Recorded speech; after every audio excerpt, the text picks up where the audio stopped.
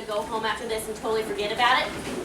But this weekend's important. You really need to get your blinders on, not be aware of your external environment, and really study this stuff to take advantage of Cindy coming in on Monday to really go over some of the things that we just didn't have time to in lab. To go over the test real quick, so if I'm doing functional range of motion and I'm limitation, in right shoulder flexion, great, I've got to write down what the limitation is, but I still have to complete all of my range of motion testing, okay? So it doesn't stop right when you identify the limitation. You have to go through all of it because you're getting points for each functional range of motion. Yeah?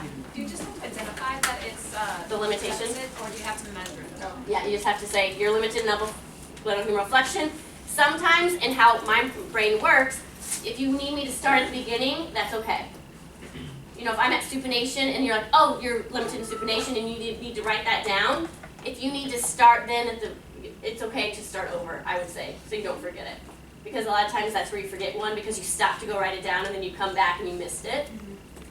And then you're going to have 2 range of motion and 2 muscle testings. So you're going to get elbow flexion range of motion. So with range of motion, you have to put the normal range, and then you actually have to test it with the goniometer.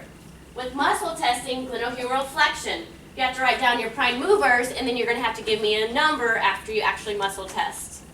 So everyone's good on the test, right? I have a question. The practical next week.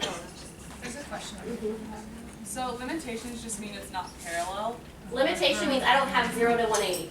Okay. I don't have the norm. I don't have the norm.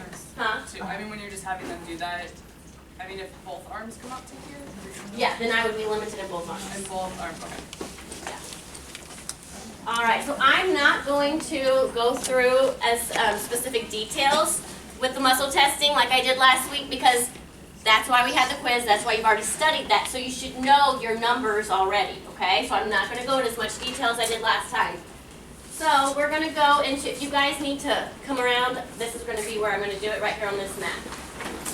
So if you want to move quickly.